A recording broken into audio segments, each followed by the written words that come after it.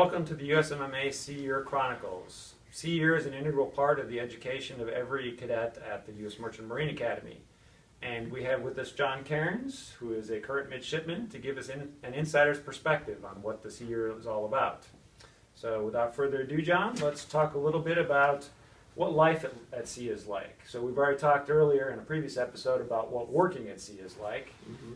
So let's get into what it's like a little bit away from the work that you have to do. So when you're not working on your SeaWorld projects or you're not assigned to something in the engine room, what typically do you do? Well, there's not a whole lot to do. Every ship usually has a gym at least, and a lot of the crew bring hard drives with movies on them. So you can get caught up on your favorite TV show, or you can go work out. But lots of free time at sea is not really common. So right, because you have your projects and you do the work that you've got to do. Exactly. Right.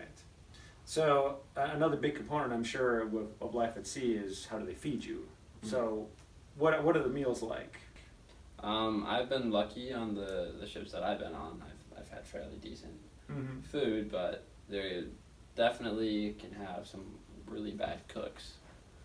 I've heard stories about everything being cooked in the deep fat fryer, people having French fries for breakfast, and just no fresh food or anything like that, all pre-made. So hopefully you don't get on one of those ships. Right. So you do look forward to getting off the ship and sampling the local cuisine or going back home or whatever. Absolutely. For a break, yeah. So, what do other members of the crew? I mean, you talked about the movies. Do they do other things, or is that pretty much the routine for everybody? That's pretty much all there is to do. Okay. I mean, if you read a book, watch a movie, work out, but there's not a whole lot else you can really do. Right, you're limited. Yes, you are. We had talked about emergency procedures and so on in a previous episode. Can you just run through us through what it would be like to have an emergency? So woken up in the middle of the night, whatever the alarm bells are ringing. What is the first thing that you do, and what is your responsibility after that? Sure. So if there's ever an emergency that the captain, the chief engineer deems it necessary that the whole crew needs to help out, the captain will ring the general alarm.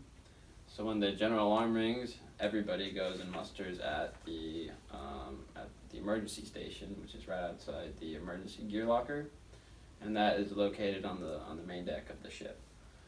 And in the emergency gear locker, you have your fire suits, your SCBAs, you got rescue equipment and stuff like that. So and then down there's what's called a station bill.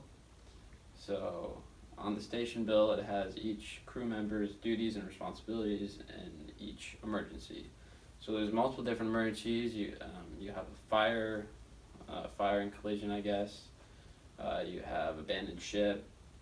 So in each of these scenarios, you're going to have to do something different. So as a cadet, not really that important. So my responsibility was to assist as directed. So anybody could tell me to do basically anything that was needed. And then in the case of an abandoned ship situation, I think my responsibility was to bring extra food or something like that. So make sure we're well fed. Okay. And did that ever happen to you when you were out at sea? Oh, no. So you never had an emergency situation? Oh, no. Never had an abandoned ship. But okay. That would be a little scary. That would be bad. But yeah, out at sea I did have a few emergencies. I guess the most notable would be a container fire on my first ship. Mm-hmm. One of the refrigerated containers, the motor caught on fire, and we had to put it out. So we all mustered at the emergency station. I was told to bring as many fire extinguishers as I could, and then we put out the fire in like 12 minutes or something. So it wasn't that big of a deal, but fire at sea can be really, really can definitely dangerous. Be dangerous, yeah. Okay. You would think surrounded by all that water, maybe it'd be less of a concern, but the ship could go down because of the fire. Absolutely. Yeah. So more about the amenities on the ship. Where would you stay? Would you have your own quarters? Would you have to share? You know, do you have a shower attached, or is there like a communal shower? I mean, does it depend on the ship? It absolutely varies from ship to ship. Mm-hmm. So on my first ship, I had my own stateroom. You know, I had my own fridge, I had a couch, I had a desk, I had a bed.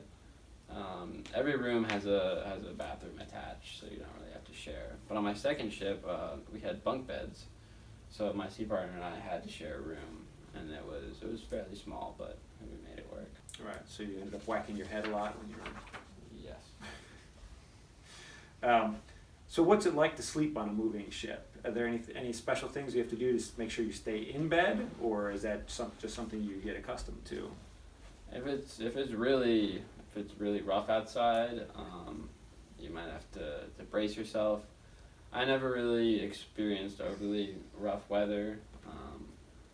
You know, you get the rolling.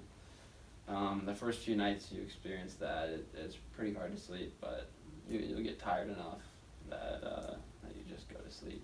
Even if it's rolling, there's doors creaking, there's panels rattling because of the engine, but it's all just ship noise and you get used to it.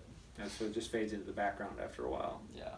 Is that pretty much true for getting accustomed just to being out at sea? You know, the rolling of the deck, and of course we've all heard horror stories about people getting seasick and just, you know, losing it. Is that something you just get used to, or you did get used to? Absolutely. You know, if you know the ship is obviously going to roll if it's out in the middle of the ocean, no matter what.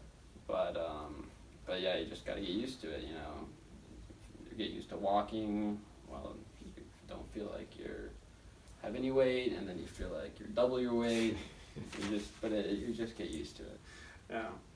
Yeah. Obviously, you have a shower attached to your room. Is there a place to do laundry while you're on the ship? Yeah. There's usually at least one laundry room on each ship with 4 washers, 4 dryers, so the whole crew can wash their dirty clothes. And I assume it's not like going to a laundromat or, you know, in college where you're like paying for it. No, it's absolutely free. All the detergent's free.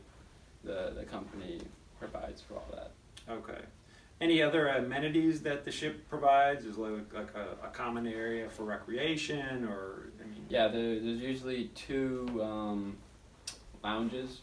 Usually an officer's lounge and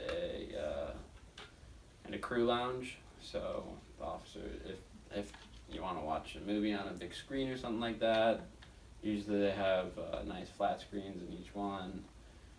Some of them have video games that you can play, but that's about all. Okay.